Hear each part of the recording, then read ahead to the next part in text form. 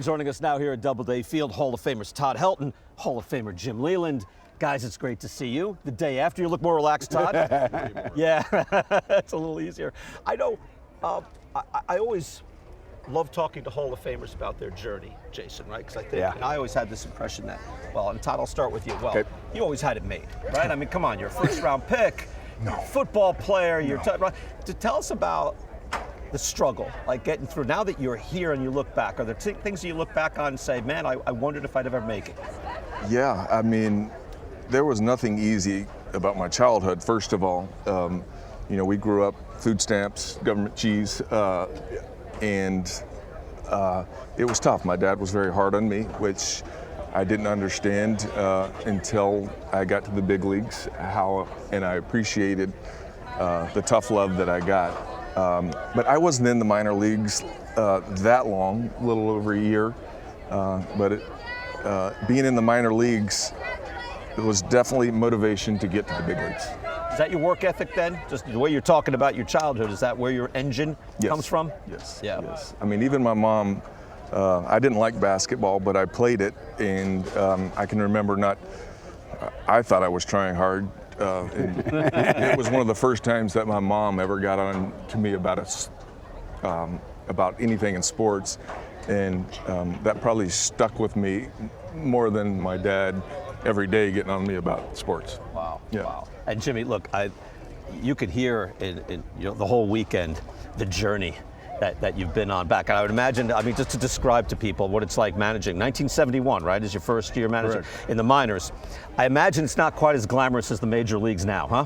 No, it's a little bit different. You know, we used to dress in shifts. Some of the players couldn't even get in to dress yet. Somebody else would go in and dress, and they'd come out. You know, buses breaking down. And, you know, Todd didn't spend much time in the minor leagues, which was good for him. I had 18 straight years in the minors before I ever got to the majors, starting out as a backup catcher. So, and like I said yesterday, it's a great place to manage, but you break some hearts because you have to release players. When you get to the AAA level, which I finally did in 1979, you know, you get to deliver the good news of somebody going to the big leagues. So there's kind of a, you know, it's a different spectrum, but it's a journey. I mean, back when I first started, no air conditioning, buses open windows, guys doubled up. You know, now they have two luxurious buses and things like that. So it's not easy, and that's why I said earlier, you know, I hope, if anything, I hope that I'm an inspiration to some of those minor league guys that think they're never going to get a chance, but I hope that I'm living proof that it's possible. I imagine and just watching even the tapes of you, even though, right, at a certain point you're like, all right, we're not in this to get rich, but it's a heightened experience, right? It seems like you're more alive than ever when you're in the game and you're managing the game. No, there's no question about that. You know, when I signed for $400 a month and no bonus. And, you know, that's a little bit different than it is today. But I thought I was the richest person in the world. I was playing baseball every 2 weeks. I think I cleared $125. You know, it was great. People don't believe it. We got $1.25 meal money. And it's so interesting. It's a human life story, is what it really is. And to see all the personalities that come from all over, and to try to, you know, get those guys to the big leagues and try to get them to, you know, join each other and make a team out of it. It's very challenging, but it's so rewarding. I got a question for both of you guys. Todd, you said last week, I don't feel like a Hall of Famer. And Jim, you keep saying the Hall of Fame is for the players and the managers just tag along. All right, you've now been through induction weekend. What do you understand about this honor now that you didn't know a week ago? Todd, do you want to start?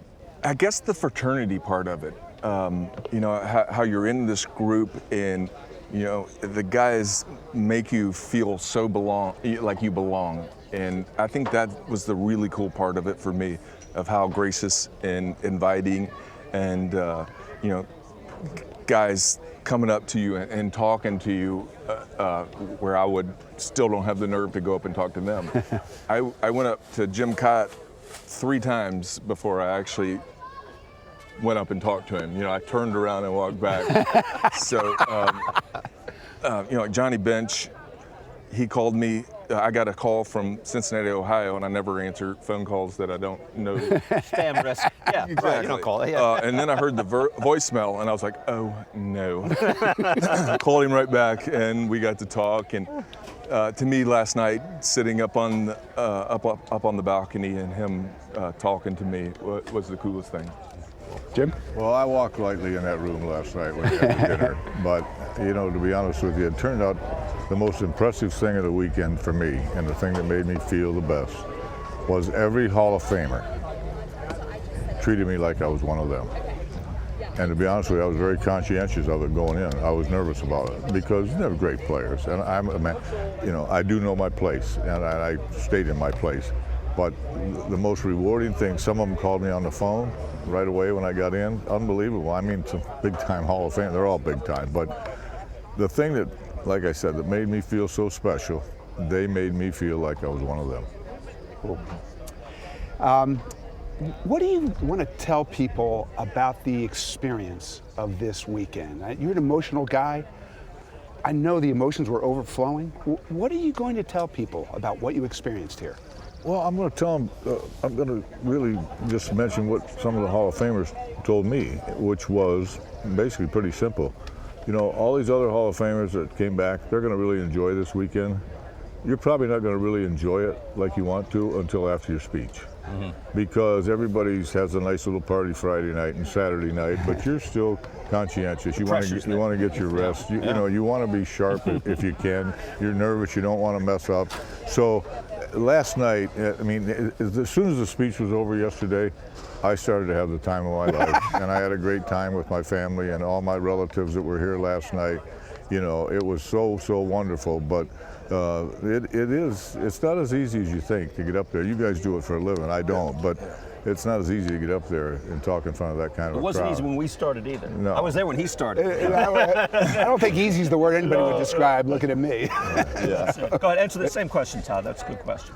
I enjoyed obviously meeting the guys, but seeing my family, especially my youngest daughter, seeing me. She doesn't remember me playing, so for her to get to see me being honored with such an honor, to me was special. And my mom was able to make it, which was a big deal.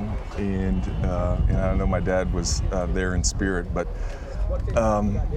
when the speech was over, just like Jim was saying, I could have fallen asleep up there. I was just so drained. I don't know how to explain it, but I was emotionally and mentally worn out. But I did say to people before, I wasn't as nervous about the speech as I was about the players only and manager only Hall of Fame dinner.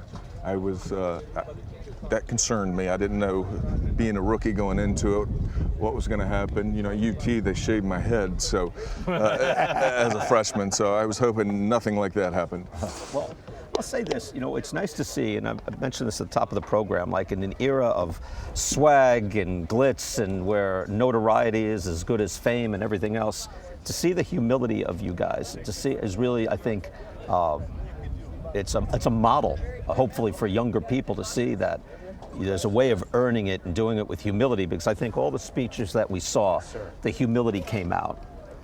Well, I think that's important because it's real. I mean, I know who I am. I mean, we're not kidding anybody. So, I think that's, for me, that's just normal.